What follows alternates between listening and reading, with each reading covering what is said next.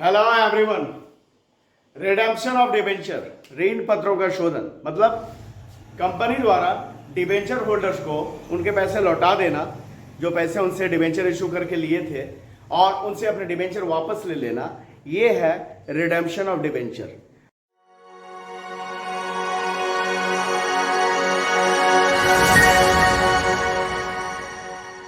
अब सवाल आता है कि ये जो डिबेंचर को रिडीम करना है, डिबेंचर का रिडेम्पशन करना है, उसके सोर्सेज क्या होंगे। सोर्सेज मतलब क्या कि इन डिबेंचर को रिडीम करने के लिए जो पैसे चाहिए वो पैसे कहाँ कहाँ से आ सकते हैं, किन किन सोर्स का यूज किया जा सकता है, तो वो देखते हैं। Sources for redemption of debenture, तो भाई कहां कहां से ये कंपनी पैसे इकट्ठा कर सकती है डिबेंचर को रिडीम करने के लिए।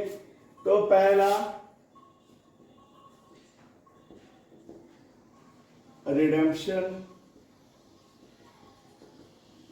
आउट ऑफ कैपिटल, पूंजी में से शोधन, रिडेम्पशन आउट ऑफ कैपिटल। दूसरा, रिडेम्पशन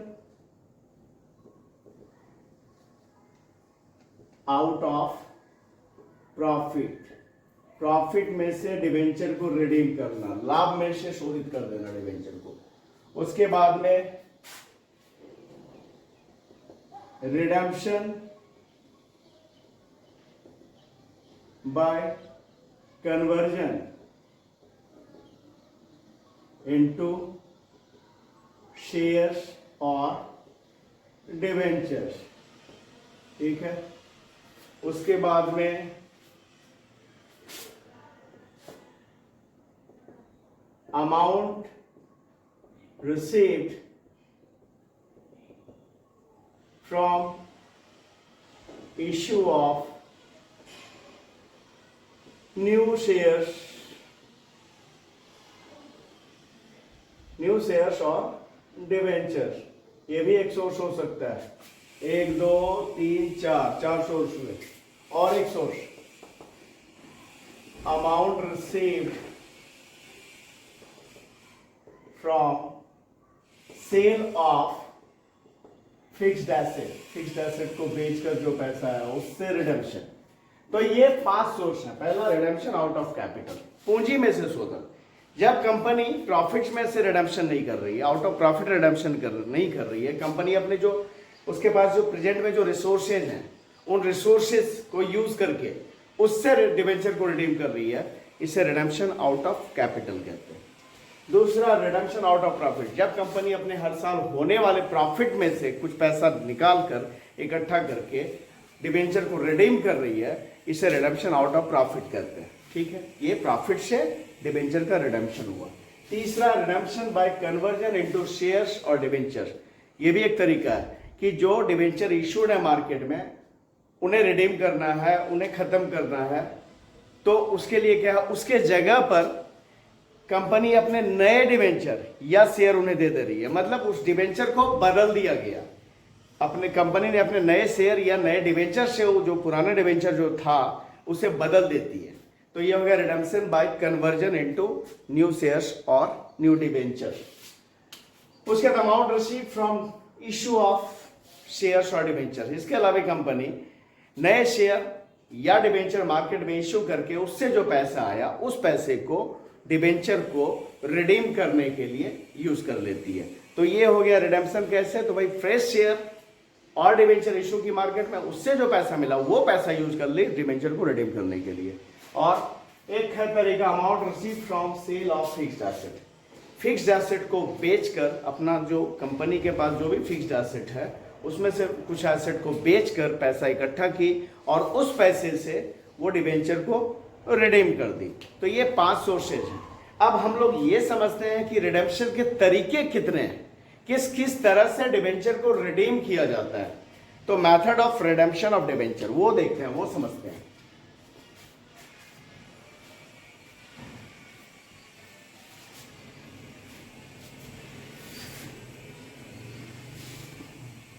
तो इसका एक पहला मेथड्स ऑफ, यहां पे लिखता है methods of redemption of debentures.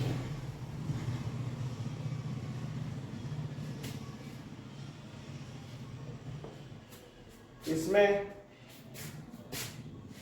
एक है बाय लंप सम मेथड, दूसरा बाय एनुअल इंस्टॉलमेंट मेथड, या इसे बाय ड्रॉ ऑफ लॉट्स भी कहते हैं, by draw of lots method. ये हो गया। तीसरा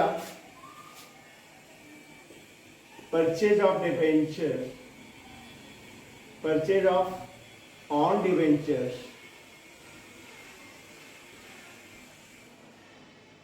फ्रॉम ओपन मार्केट। ये एक तरीका होता है अपने डिवेंचर को खुले बाजार से खरीद कर, और एक तरीका और होता है कन्वर्जन मेथड। सबसे पहले ये समझते हैं पहला by lump sum method. By lump sum मतलब एक मुश्त, एक बार में डिवेंचर, जितने का भी डिवेंचर है मार्केट में इशूड, उन सब का एक ही बार में पैसा देकर उनसे डिवेंचर वापस ले लेना, ये है लंप सम मेथड। ये क्या होता है, जो डिवेंचर इशू किए गए, जिस पीरियड के लिए, जितने दिनों के लिए इशू किए गए, वो समय समाप्त होने पर उन डिवेंचर का पैसा एक बार में चुकाकर, या ऐसा भी हो सकता है समय पूरा होने से पहले भी इन डिवेंचर्स का पैसा एक बार में चुकाकर उन डिवेंचर को वापस ले लेना, ये है बाय लंप सम मेथड। इसमें क्या है, एक बार में ही सारा पैसा चुका दिया जाता है डिवेंचर का और वो डिवेंचर वापस ले लिया जाता है। दूसरा बाय एनुअल इंस्टॉलमेंट मेथड, जिसे by draw of lots method भी कहते हैं। एनुअल इंस्टॉलमेंट में क्या होता है कि जितने डिवेंचर है उन्हें किस्त में हर साल थोड़ा थोड़ा करके डिवेंचर को रिडीम किया जाता है, मतलब उनके पैसे लौटाए जाते हैं। तो अब है क्या, इसे ड्रॉ ऑफ लॉट्स मेथड भी कहते हैं। क्यों कहते हैं, लॉट मतलब लॉटरी, तो ड्रॉ ऑफ लॉट्स मेथड भी इसलिए कहते हैं क्योंकि अब जब हर साल थोड़ा थोड़ा करके चुकाना है, तो किन डिवेंचर होल्डर्स को पहले पैसा दिया जाए, किन्हें बाद में दिया जाए, इसके लिए एक लॉटरी निकाला जाता है। उस लॉटरी में जिसका पहले बारी आता है उन्हें पहले पे कर दिया जाता है, जिसका बाद में बारी आता है उसे बाद में पे किया जाता है, इसलिए इसे लॉटरी मेथड या by draw of lots method भी कहते हैं। उसके बाद है purchase of on debenture from open market, खुले बाजार से अपने डिवेंचर खरीद लेना और उन डिवेंचर को खरीद कर आइदर अपने पास इन्वेस्टमेंट के रूप में रखे या उन्हें तुरंत कैंसिल कर दे। तो इस तरह से कंपनी कब करती है, अपने डिवेंचर को खरीदती है मार्केट से, जब मार्केट का जो रेट ऑफ इंटरेस्ट है उससे डिवेंचर का रेट ऑफ इंटरेस्ट, जो अपना डिवेंचर वो इशू कर रखी है मार्केट में, उसका रेट ऑफ इंटरेस्ट जब ज्यादा है, तो उस स्थिति में कंपनी ये डिवेंचर्स मार्केट से खरीद कर आइदर इन्वेस्टमेंट के रूप में रख लेती है या फिर उसे तुरंत कैंसिल कर देती है। और अगला है कन्वर्जन मेथड। कन्वर्जन मतलब साफ लग रहा बदल देना। तो कन्वर्जन मेथड में क्या है, ये जो डिवेंचर पहले से इशूड है इसके जगह पे कंपनी अपने नए शेयर या नए डिवेंचर उसे दे देती है, उसे इशू कर देती है और ये पुराने डिवेंचर समाप्त हो जाते हैं। ये है कन्वर्जन मेथड। तो ये अलग चार अलग अलग तरीके हैं डिवेंचर को रिडीम करने के। अब हम लोग इससे रिलेटेड कुछ जर्नल एंट्रीज और कुछ जो रूल्स हैं उसे समझते हैं। अब ये समझते हैं हम लोग यहाँ पे एक डिवेंचर रिडेम्पशन रिजर्व। जब कंपनी डिवेंचर को रिडीम करती है तो उसे debenture redemption reserve account create करना होता है। वो कितना होता है, क्या है, DRR, जिसे बोलते हैं डिवेंचर रिडेम्पशन रिजर्व अकाउंट। ये क्रिएट करना पड़ता है। तो कितने से, तो जब जितने का शेयर का जितने का डिवेंचर को रिडीम करना उसके फेस वैल्यू के 10% के बराबर debenture redemption reserve account create करना होता है। ठीक है, तो क्या है ये क्रिएट कितना होता है, equal to 10% of face value of debentures to be redeemed मतलब जितने के डिवेंचर को रिडीम करना है उसके फेस वैल्यू के 10% के बराबर DRR, debenture redemption reserve account create करना होता है। पर अच्छा, और एक बात समझ लेते हैं, उसके बाद समझेंगे दूसरा बात। ये जो डिवेंचर रिडेम्पशन रिजर्व बनाएगी कंपनी, ये जो संचय करके रखेगी पैसा, इस पैसे को क्या करती है, वो इन्वेस्ट करती है ना। तो इन्वेस्ट करती है तो वो क्या है, वो डीआरआई, वो कितने का होता है, डीआरआई। ये हो गया क्या, इसे क्या बोलते हैं, डिवेंचर रिडेम्पशन रिजर्व, और ये है डिवेंचर रिडेम्पशन इन्वेस्टमेंट। ये कितना करना होता है, ये करना होता है equal to 15% of face value of debentures to be redeemed. जितने के डिवेंचर को रिडीम करना है उसके फेस वैल्यू के 15% के बराबर डीआरआई, डिवेंचर रिडेम्पशन इन्वेस्टमेंट होता है, इन्वेस्ट किया जाता है। ठीक है, तो यहां क्या समझा हम लोगों ने, डीआरआर कितने का होगा, डीआरआर होगा 10%, कितने का, तो जितने के डिवेंचर को रिडीम करना उसके फेस वैल्यू के 10% के बराबर होगा डीआरआर, और डीआरआई कितना होगा, जितने के डिवेंचर को रिडीम करना है उसके फेस वैल्यू के 15% के बराबर। ये तो समझ में आ गया। अब ये समझते हैं कि डीआरआर 100% कब करना होता है, जितने के डिवेंचर को रिडीम करना है उसके फेस वैल्यू का 100% कब होता है, तो जब प्योरली आउट ऑफ प्रॉफिट लिखा हुआ है, जरूरी नहीं है बार बार प्योरली आउट ऑफ प्रॉफिट लिखा रहेगा, purely out of profit debenture को रिडीम किया जा रहा है, या ऐसा लिखा है कि sufficient profit is available to redeem debenture, ऐसा लिखा हुआ है, तो वहां पे पूरा का पूरा जो डिवेंचर को रिडीम किया जा रहा है उसके लिए जो पैसे लिए जा रहे हैं वो प्रॉफिट से ही लिए जा रहे हैं। ठीक है, उस स्थिति में हमें डिवेंचर रिडेम्पशन रिजर्व 100% के बराबर, जितने के डिवेंचर को रिडीम करना है उसके फेस वैल्यू के 100% के बराबर डीआरआर क्रिएट करना होगा।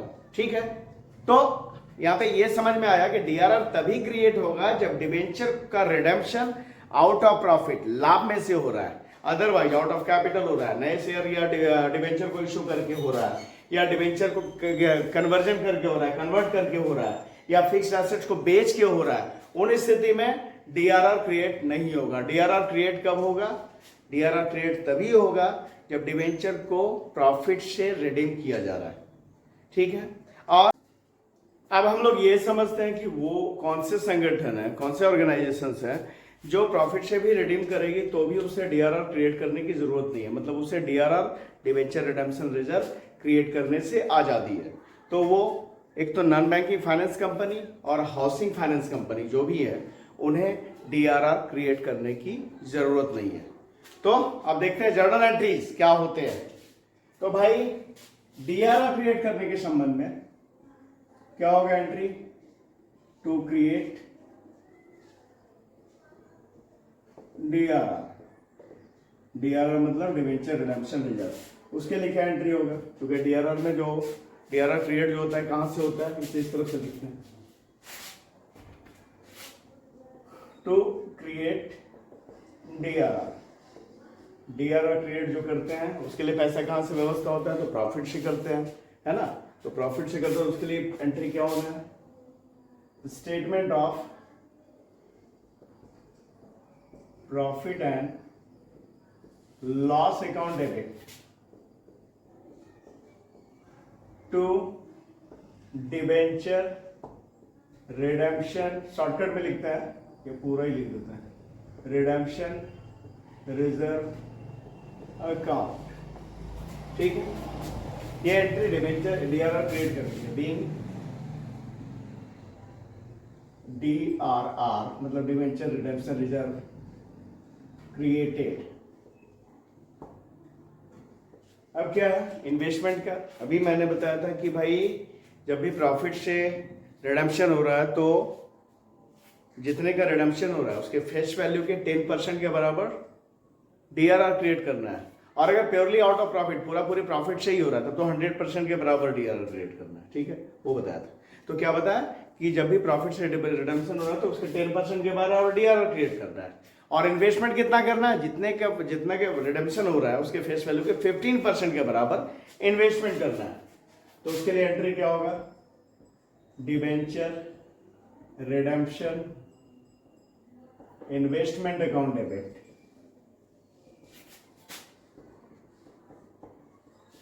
टू बैंक अकाउंट, ठीक है, being amount invested, ठीक है। और ये डीआरआर क्रिएट कब होगा,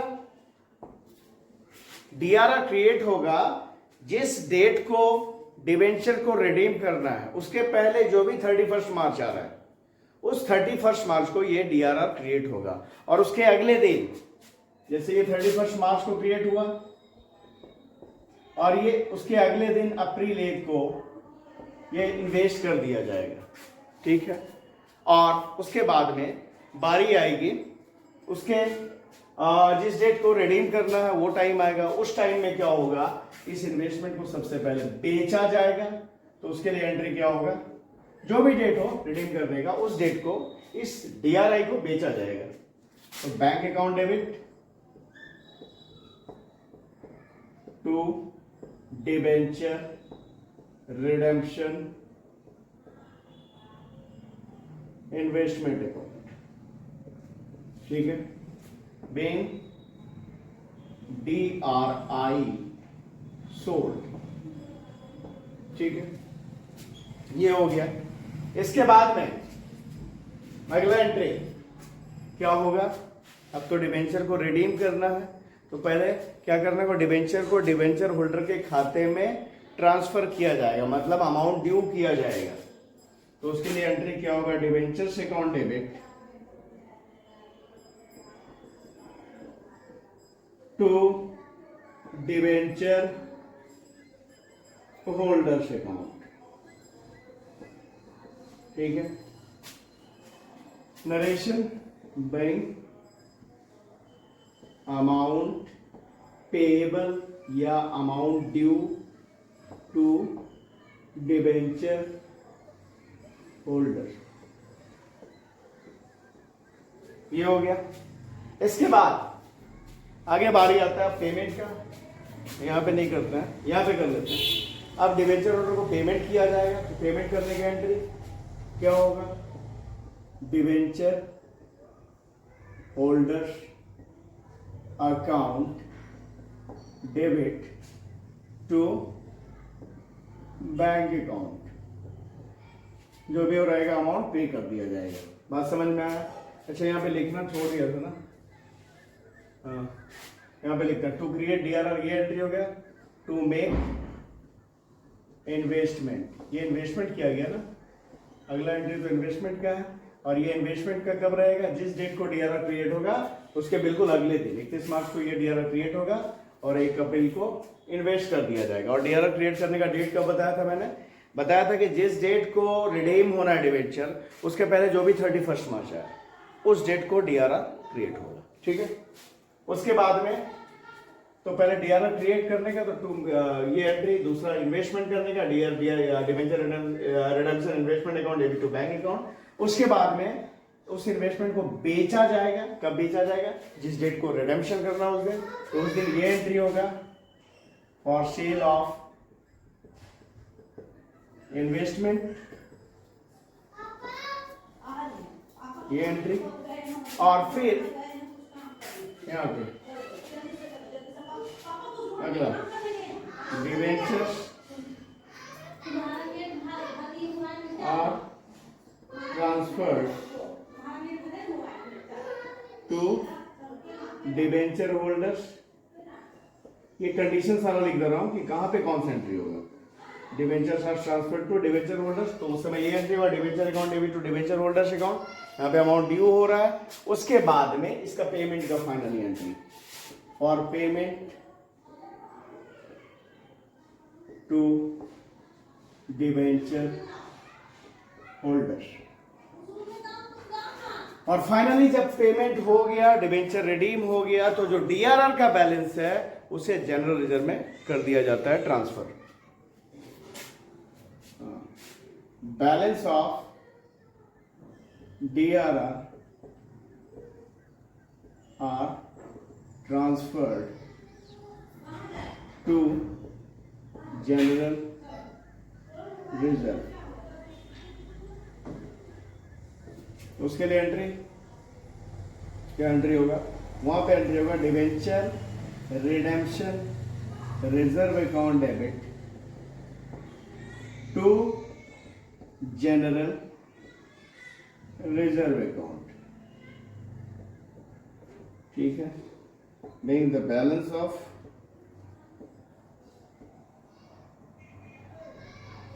DRR transferred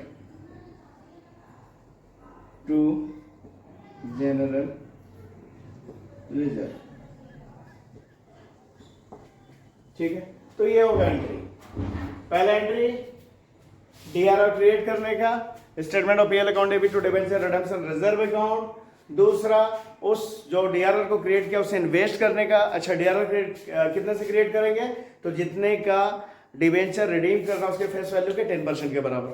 और फिर इन्वेस्टमेंट कितना करेंगे, तो इन्वेस्टमेंट करेंगे जितने का डिबेंचर रिडीम करना उसके फेस वैल्यू के 15% के बराबर। तो debenture redemption investment account debit to bank account, ये इन्वेस्टमेंट का एंट्री हो गया।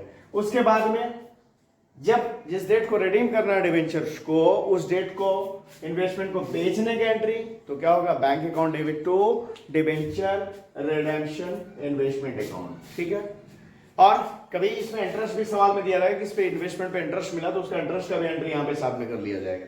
ठीक है, उसके बाद में डिबेंचर्स को अब तो रिडीम करना है डिबेंचर्स को, तो डिबेंचर को डिबेंचर होल्डर के खाते में अकाउंट में ट्रांसफर किया जाएगा, तो उसके लिए एंट्री होगा debentures account debit to debenture holders account. और फिर उन डिबेंचर होल्डर को पेमेंट का एंट्री होगा debenture holders account debit to bank account, payment कर दिया जाएगा। और फाइनली जब पेमेंट हो गया, डिबेंचर रिडीम हो गया, तो जो डीआरआर का बैलेंस है उसे जनरल रिजर्व में ट्रांसफर किया जाएगा, उसके लिए एंट्री होगा debenture redemption reserve account debit to general reserve account.